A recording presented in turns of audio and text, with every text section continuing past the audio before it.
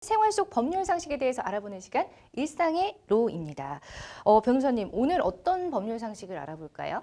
네, 오늘은 그 교통사고가 발생했을 때 필요한 여러 가지 법률 상식에 대해서 알아보도록 하겠습니다. 특히 다들 이제 많이 궁금해하시는 그 12대 중과실 사고에 대해서 좀 알아보도록 하겠습니다. 네, 그러면 먼저 12대 중과실 교통사고가 어떤 건지부터 좀 짚고 넘어가면 좋을 것 같은데 교통사고 12대 중과실은 과연 어떤 거고 어떤 유형이 있는지요? 네, 그 교통사고 처리 특례법 제3조 처벌의 특례에 이제 규정되어 있는 것이고요. 네.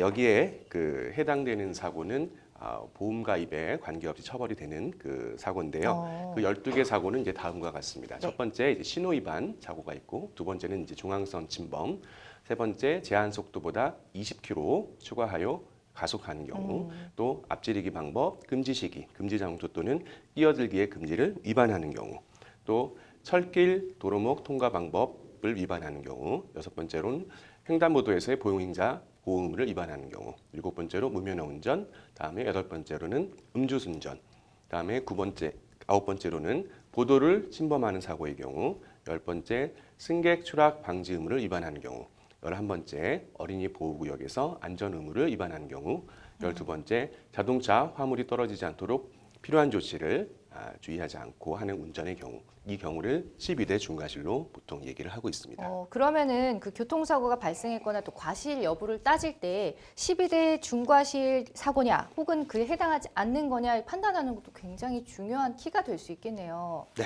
그렇죠. 네.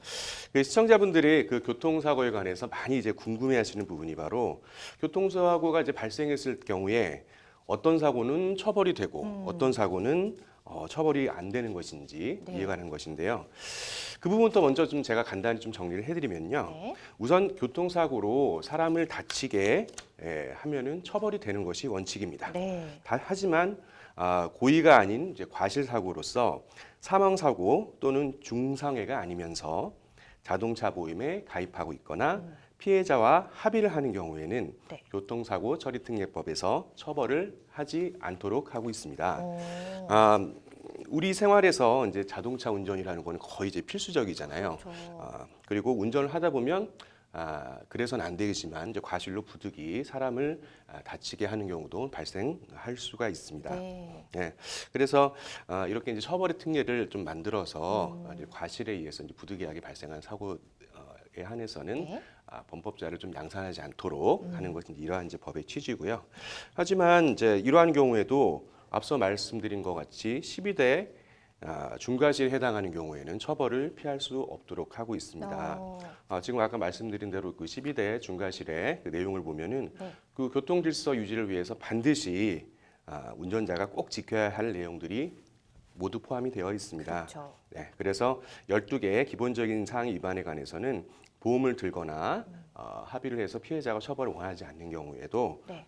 처벌을 피할 수 없도록 해서 네. 반드시 이를 준수하도록 하고 있는 것입니다. 어. 또 사고 위조치 사고, 즉 뺑소니 사고에서도 보험 가입 여부나 합의 여부에 관계없이 처벌이 된다는 점을 꼭 기억을 해주시기 바랍니다. 그러니까요. 정의는 살아있는 거니까 이 12대 중과실 사고는 뭐 보험이나 뭐 그런 여부에 상관없이 무조건 어쨌든 처벌을 받는 거네요.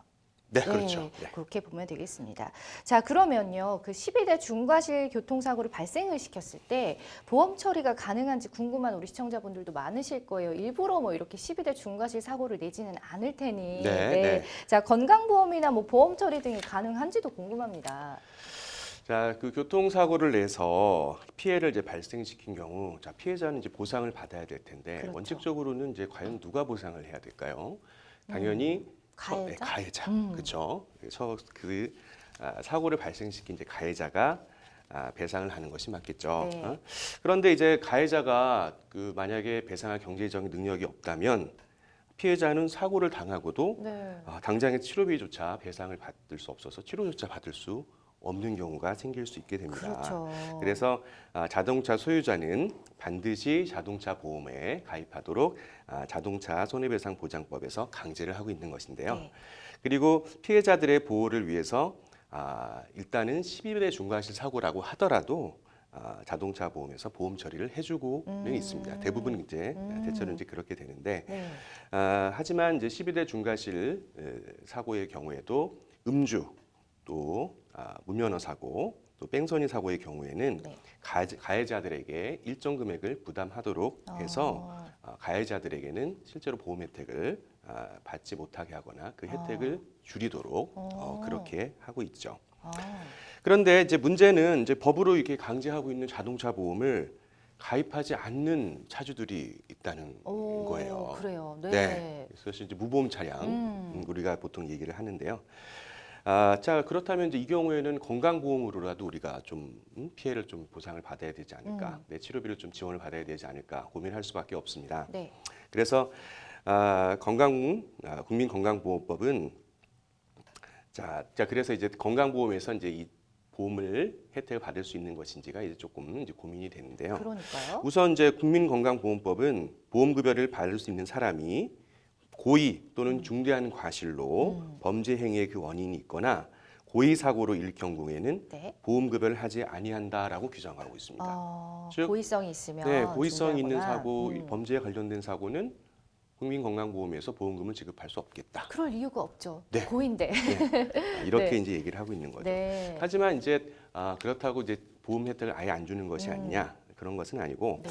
자 건강보험 공단에서는 그 위에 이제 건강보험 국민건강보험법 규정에 근거해서 12개의 중과실로 인한 교통사고로 인한 피해자 또는 가해자가 이제 병원에서 치료를 받았을 때 네. 해당 치료를 발생한 공단 부담금에 대해서 가해자에게 이를 부당 이득금으로 환수하는 조치, 구상하는 조치를 하고 있습니다. 일단은 이제 보험 혜택을 피해자에게 주고 네. 그 보험 혜택으로 나간 금액을 가해자한테 다시 구상하는 방법을 택하고 있는 거죠.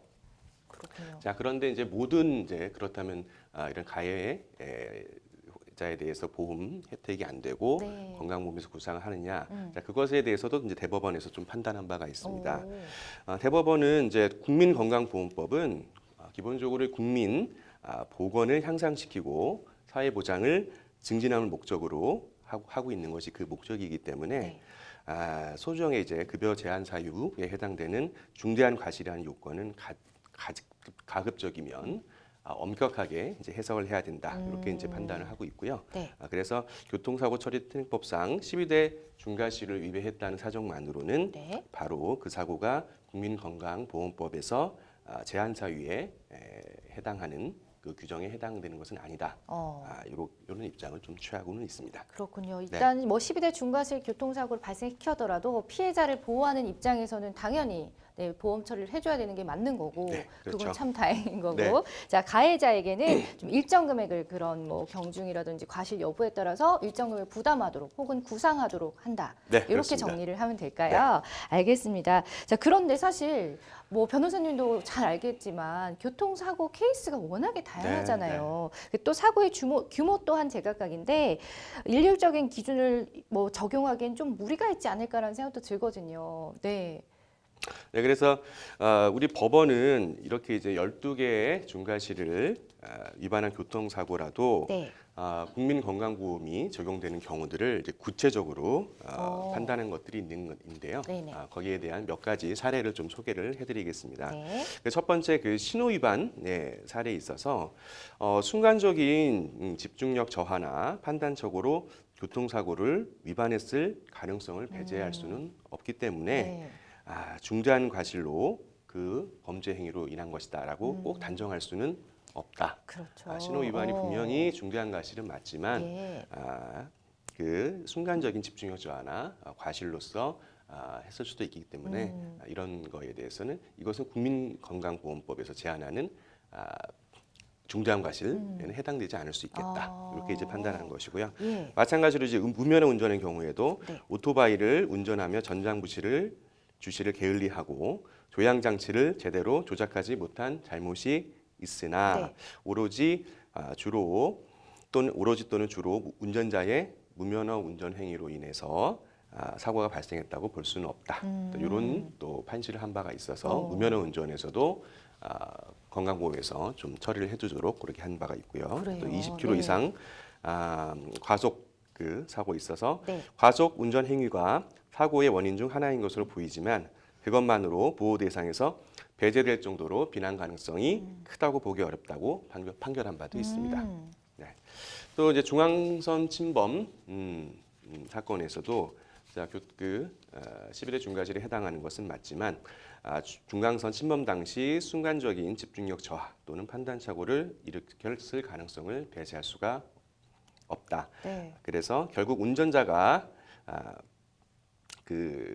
교통사고 처리특례법상 12대 중과실을 위반해 교통사고를 야기를 했더라도 그 사고가 발생한 경위와 양상, 운전자의 운전 능력과 사고 방지 노력 등과 같이 사고 발생 당시의 상황을 여러 가지 종합해서 판단할 필요가 있다라는 의미로 대법원의 입장을 취하고 있다고 보시면 되겠습니다. 그렇군요. 이게 네. 교통사고라는 게 내가 가해자가 될 수도 있고 피해자가 될 수도 있는 그렇죠. 거잖아요. 그래서 네. 너무 이렇게 좀 타이트해서 어떡하지 막 이런 걱정이 있었는데 어느 정도 좀 융통성 있게 좀 완화를 시켜주신 부분인 것 같습니다. 맞습니다. 네, 여러 정황 등에 따라서 보험 처리가 뭐 가능할 수도 있고 불가할 수도 있다라는 말씀이신데 그렇다면 이제 12대 중과실 사고 중에 가장 위험하고도 또는 빈번하다고 볼 수 있는 게 바로 음주운전이잖아요. 네. 이 음주운전에 대한 처벌은 어떻게 진행이 되는 걸까요? 네, 사실 음주운전 절대로 있어서는 안 되겠죠. 그럼요. 네, 도로교통법에서는 일단 이제 음주운전 당연히 금지하고 있습니다. 네.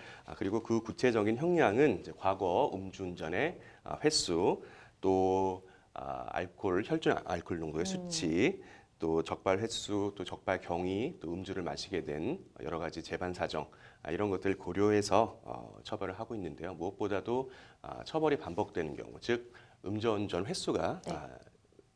다수인 경우에는 네. 형이 계속 늘어나게 된다는 것을 좀 기억을 해주셔야 될 것 같습니다. 예. 자, 앞서서 소개를 해드린 것처럼, 네.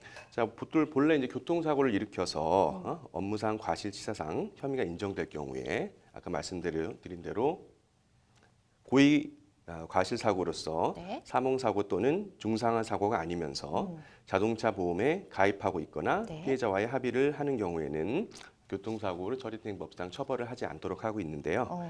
다만 이제 말씀드린 대로 12대 중과실에 해당하는 사고 중에서도 음주운전. 교통사고는 아까 말씀드린 그 특례법상의 적용 규정이 이제 배제되는 상황이기 때문에 네. 피해자와 합의 없이 형사처벌이 불가능합니다. 형사처벌이 불가피하죠. 불가피하죠. 그렇죠. 기억해 주실 것은 네. 그 도로교통법상 음주운전의 판단 기준은 혈중 알코올 농도 0.03% 이상인데요. 네. 그것은 이제 도로교통법상에서의 음주운전이고, 네. 12대 중과실에서의 이제 음주운전 사고는 조금 더 생각하셔야 될 게 혈중 알코올 농도를 따지지 않을 수도 있습니다. 일단 무조건 음주를 한 그렇죠. 것 자체가 네, 음주를 네. 했다면 우리가 지나가다 단속이 됐을 때는 0.03 이상이면 나 음주운전이라서 이제 벌금 이상이 나오겠구나. 하지만 내가 사고를 났을 때는 냈을 경우? 0.03 이하도 네. 처벌이 음주사고로 될 수 있습니다. 12대 중과실에 해당이 될 수 있다라는 점 네. 알고 계셔야 될 것 같고요. 예. 자, 음주운전으로 인한 피해가 굉장히 큰 경우가 많습니다. 네. 그리고 처벌이 그래서 계속 이제 강화가 되어 왔는데요.